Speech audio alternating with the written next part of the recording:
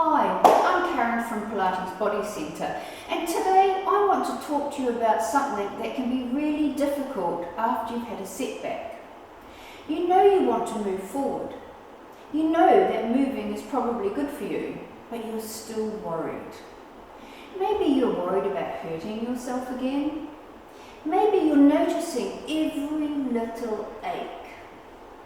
Or perhaps you're just not quite sure if you can trust your body yet.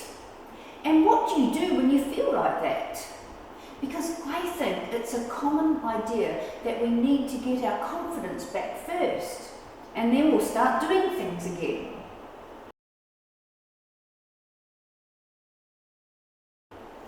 But actually, I don't think that quite works like that.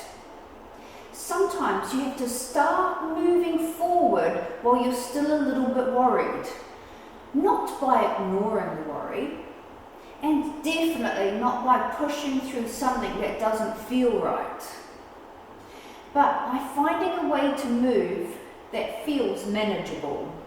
And that's quite an important distinction. Because when we're struggling, we often think we have two choices.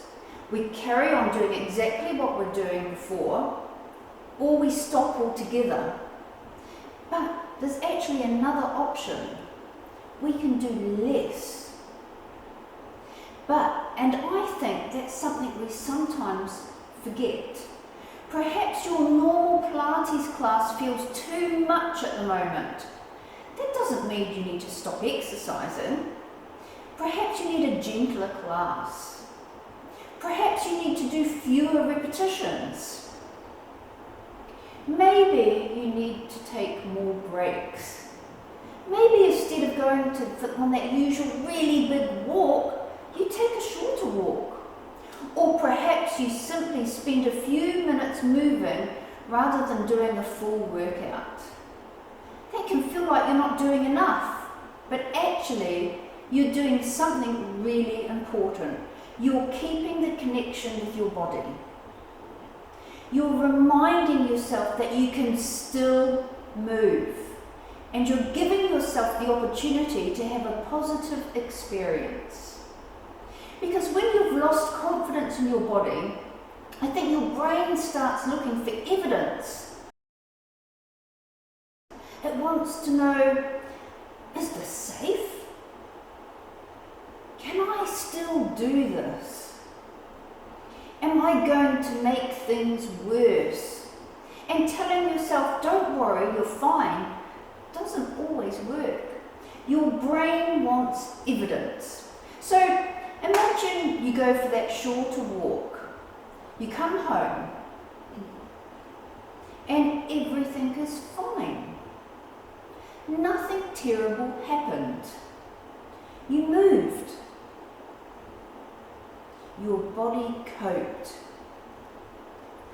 Do one little piece of evidence, then perhaps you can go to the class. You do something you were nervous about, and you realise you actually can do it. Another little piece of evidence. Perhaps you pick something up you've been avoiding, and again, your body copes. These things might seem very small, but they're not necessarily small to your brain. Because very slowly you're teaching yourself, I can do this. And then, perhaps, that was okay. And eventually, maybe I don't need to be quite so worried about this. That's how confidence can start to change. Not because you suddenly wake up one morning feeling completely confident, but because you've experienced things gradually that give you a reason to trust yourself. And I think that's particularly important, because when we're worried about our health or our bodies, it's easy to become more and more cautious. You stop doing things because you're worried you might cause a problem, so you do less. you become less familiar with movement. You become weaker or less confident. And then things you used to do can start to feel even more difficult, which can give you even more reason to worry. So you can end up going around in circles. And breaking that cycle doesn't necessarily mean doing something dramatic. It can be incredibly simple. Find one thing that feels manageable. Do that. Then perhaps do it again. And gradually build from there. Now, I think we need to give ourselves permission to have good days and not so good days. There may be days when you feel stronger and more confident.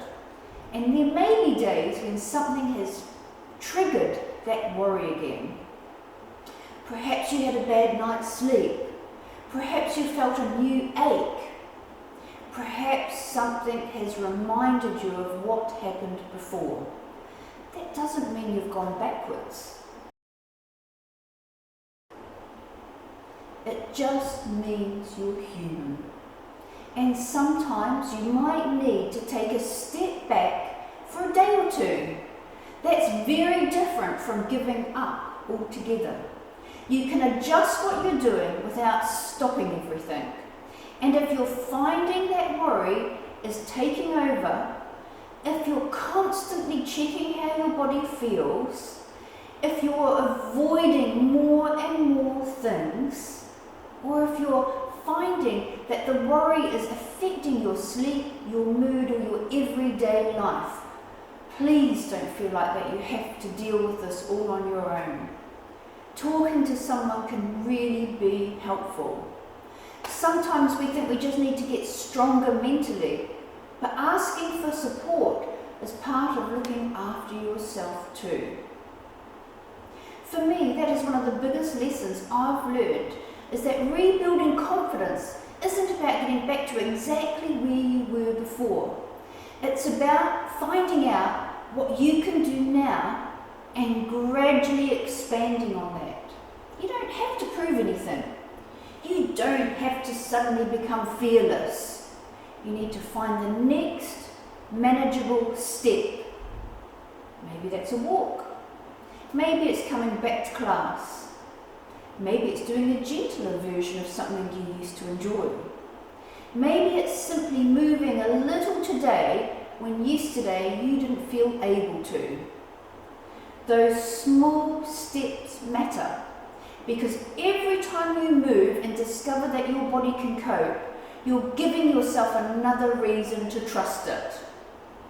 And eventually, all those little pieces of evidence start to add up.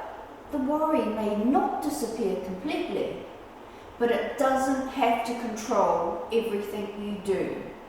You can learn to move forward with a little uncertainty, and that's something I think we all need to remember.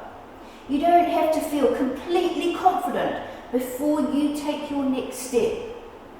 Sometimes the confidence comes back because you took the step.